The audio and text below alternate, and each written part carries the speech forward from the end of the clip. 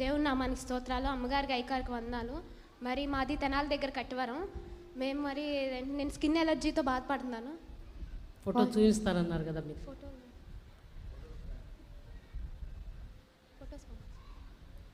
మీ ఫోన్లో ఉందా? వాళ్ళకి ఇచ్చారా? చెప్పండి. మరి మాది తెనాలి దగ్గర కట్టివరము. అయితే మరి నాది బీటెక్ అయిపోయిన తర్వాత హాస్టల్ అంటే జాబ్ కోసమని హాస్టల్లో జాయిన్ అయ్యాను. హాస్టల్లో జాయిన్ అయిన 1 మంత్కి ఒక చిన్న పొక్కులాగా బాడీ మీద ఇలా వచ్చింది. ఇంకా వచ్చిన తర్వాత మామూలుగా తగ్గిపోయిందని హాస్పిటల్కి వెళ్ళాం. కానీ తర్వాత మళ్ళీ మెడికేషన్ కానీ మళ్ళీ ఇంకా ఎక్కువ అవుతుందని గుంటూరులో జాయిన్ అయ్యాను. 8 డేస్ అలా మెడికేషన్ తీసుకున్నాను. చిన్న పొక్కుతో స్టార్ట్ అయింది, బబ్బలుగా వచ్చేసి అవి బాగా కారటం స్టార్ట్ అయింది. అవి చాలా ఇబ్బంది పడ్డాను. ఇంకా 8 డేస్ మెడికేషన్ అయిన తర్వాత ఇంటికి వచ్చిన తర్వాత కూడా మరలా తగ్గలేదు. తగ్గకపోగా మళ్ళీ ఈవిల్ స్పిరిట్స్తో బాధపడుతూ ఉన్నాను. ఇంకా మా అమ్మమ్మ బాపట్లలో ఉంటారు. ఇలా పాంప్లెట్ చూసి పాస్టర్ గారు ఇలా ప్రేయర్ చేస్తారని తెలిసినప్పుడు మరి మా అమ్మమ్మ పాస్టర్ గారికి ఫోన్ చేస్తే ఇలా అమ్మాయిని తీసుకురండి అని చెప్పారు. ఇలా ఉంది, ఇలా బాధపడుతుందని చెప్పినప్పుడు మరి ఇలా మేము అక్కడి నుంచి ఇక్కడికి రావటం జరిగినప్పుడు పాస్టర్ గారు ఇలా ప్రేయర్ చేసినప్పుడే వెంటనే పడిపోయాను. ఇంకా మరి నాకు తర్వాత ఏం జరిగిందో కూడా తెలియదు. అసలు ఎలా వచ్చానో కూడా అర్థం కాలేదు. మరి అసలు చాలా నడవలేని స్థితిలో బబ్బలతో అసలు పూర్తిగా అసలు మైండ్ కూడా ఆబ్సెంటింగ్ స్టేట్లో బాగా డిప్రెషన్తో ఒకలాంటి లోన్లీనెస్, నిస్సహాయ స్థితి, అన్ని ఈవిల్ స్పిరిట్స్ వల్ల చాలా నిరుత్సాహంతో నిస్పృహ. ఆగమ్మా, ఈ అమ్మాయిని ఎంతమంది చూశారు మన మినిస్ట్రీలో? వాళ్ళు ఆమె బాధను చూసిన వాళ్ళు ఎంతమంది? బాడీ ఎంత కూడా కాలిన బొబ్బలతో, ఇంతింతలా బొబ్బలతో ప్రియులరా. అసలు అది ఒక చాతబడి శక్తి. ఆ మాంత్రికులు కూడా ఇతర దేశాల్లో ఉన్న మాంత్రికులు అని చెప్తున్నాయి. పెద్ద మాంత్రికులు మీరేం చేస్తారని బెదిరించడానికి, ఒకరోజు లూసిఫర్ అంటే, ఒకరోజు మాంత్రిక శక్తి అంటే, రకరకాలుగా బెదిరించడానికి ఎన్ని ప్లాన్లు వేసి ఆ అమ్మాయిని ఎంత బాధ పెట్టినాయి అంటే, మరలా కాళ్ళంతా వాపు, ఆ పడిన అంటే ఆ వచ్చిన బొబ్బ చితికిపోయి పుండు పడిపోవటం, మరలా ఇంత ఖాళీ ఉన్న అక్కడింతలా బొబ్బ వచ్చేసేయటం, దేహం అంతా కూడా అలాగా నిజంగా అరికాలు నుండి నన్నెత్తి వరకు కూడా అదే, తల ఏంటి బాడీ ఏంటి అంతా కూడా అంత బాధతో ఉందన్నమాట.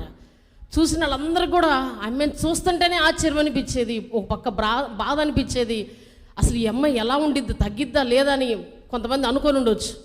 కానీ దేవుడు నిజంగా ఆ స్క్రీన్లో కనపడుతుందా చూడు, మీకు అర్థమవుతుంది దాంట్లో ఆ అమ్మాయి పరిస్థితి ఎలా ఉందో. అటువంటి పరిస్థితిలో కూడా దేవుడు ఈరోజు మనందరం మంచిగా మామూలుగా చూస్తున్నాం. ఏమైనా కనపడుతున్నాయి ఇప్పుడు అమ్మాయి ముఖం మీద? ఏమీ కనపడతలా. ఒక చిన్న పిల్లలాగా దేవుడు ఆ బిడ్డను స్వస్థపరిచాడు. నిజంగా దేవుడు నమ్మనికి ఏది ఇచ్చి రుణం తీర్చలేము. నిజంగా ఏం జరిగిందో చెప్పి ఇంకా తర్వాత డిప్రెషన్ నుంచి కూడా బాగా ఈవిల్ స్పిరిట్స్ వల్ల చాలా ఇబ్బంది పడ్డాను. అయితే అమ్మగారి దగ్గరకు వచ్చినప్పుడు ఇలా చెప్తున్నప్పుడు వాక్యం చదవమని చెప్పారు. వాక్యంలో వెలుగుంది, నువ్వు కొంచెం చదివితే కొంచెం వస్తుంది, ఇంకా ఎక్కువ చదువుతూ ఉంటే అన్నారు. వాక్యం చదువుతూ ఉంటే నాలో మనశ్శాంతి, లోన్లీనెస్, ఒకలాంటి నెగిటివ్ థింకింగ్ మొత్తం. ఒక్కసారి ఆగండి, ఏం చదివితే ఈ అమ్మాయిలో మార్పు వచ్చింది మీరే చెప్పండి. వాక్యం చదువుట వలన రోజుకి మార్పు. నేను ఏం చెప్పానంటే, కొంచెం చదివితే కొంచెం వెలుగే వస్తుంది, ఎక్కువ చదివితే ఎక్కువ వెలుగు వస్తుంది, ఇంకా వెలుగు.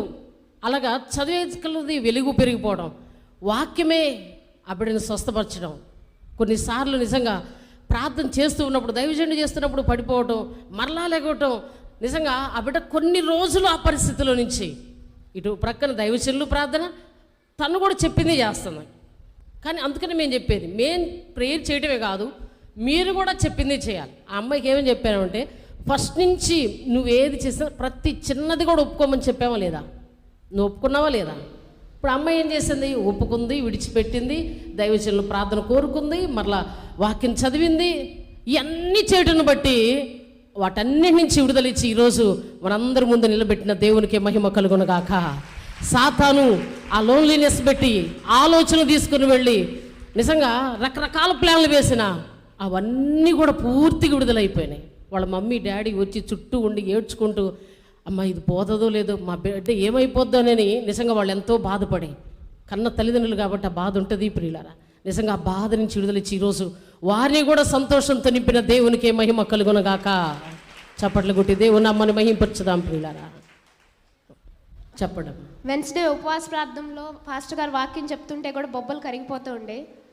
దైవజనులు వాక్యం చెప్తూ ఉన్నప్పుడు అంట విశ్వాసంతో, అయ్యగారు వాక్యం చెప్తూ ఉన్నప్పుడు విశ్వాసంతో ఆ బొబ్బలు చూస్తూ ఉండేదంట. ఒక్కొక్క బొబ్బ సమిసిపోయేదంట. చూడు ఎంత వాక్యానికి ఎంత పవర్ ఉందో ఆలోచించండి. దైవజనుని నోట నుండి వచ్చే వాక్కు నిజంగా వాక్యం బోధిస్తూ ఉండగానే హృదయాలు కదిలించబడ్డం కానివ్వండి, ఆదరించబడ్డం కానీ ఆ బిడ్డ జీవితంలో దేవుడు ఎంతో గొప్ప కార్యాన్ని చేశారు. మరి ఒకసారి అందరూ చప్పట్లు కొడదాం దేవుని వాక్యాన్ని బట్టి. అలాగే పూర్తిగా అసలు నిద్రపోయేదాన్ని కాదు, నైట్ నిద్ర పట్టేది కాదు వాటి వల్ల, ఈవిల్ స్పిరిట్స్ వల్ల. ఇప్పుడు ప్రశాంతంగా నిద్రపోతున్నాను. నడవలేని స్థితిలో వచ్చింది నేను, ఇప్పుడు పరిగెత్తగలుగుతున్నాను. అన్నీ నా పనులు నేనే చేసుకోగలుగుతున్నాను. ప్రశాంతంగా, మనసు ప్రశాంతంగా, నెమ్మదిగా. నిద్ర అంతకుముందు పట్టదు, నిద్ర పడుతుంది. నడవంది, నడుస్తుంది. ఒకప్పుడు నిజంగా ఆ మనసు ఆలోచన ఆ రీతిగా ఉండేది. ఈరోజు మనందరి ముందు ధైర్యంగా చెప్తుంది. అసలు ఆ ఫస్ట్ అమ్మాయిని చూసినప్పుడు ఇలా చూస్తామో లేదో అనిపించింది. కానీ ఎక్కడో ఒక ఆశ దేవుడు ఇస్తాడు ఆ బిడ్డకు కూడా. నిజంగా చిన్న బిడ్డ యవనస్తురాలు, మరి ఈ బిడ్డ పరిస్థితి ఏంటని ఒక్కోసారి చాలా బాధ అనిపించేది. ఎక్కడైతే ప్రార్థన చేసేవాళ్ళం, ఇంట్లోకి వెళ్ళి ఒక్కోసారి ఏడ్చేవాళ్ళం ఆ బిడ్డ పరిస్థితిని బట్టి. నిజంగా దేవుడు స్వస్థపరిచి విడుదల ఇచ్చిన దేవునికి మహిమ కలుగును గాక. చప్పట్లు కొట్టి దేవుని నమ్మని నా గురించి ప్రార్థన చేసిన దైవజనులకు వందనాలు. ఇక్కడి నుంచి అంటే పరిగెత్తడం, వెళ్ళిపో, స్పీడ్గా వెళ్ళిపో.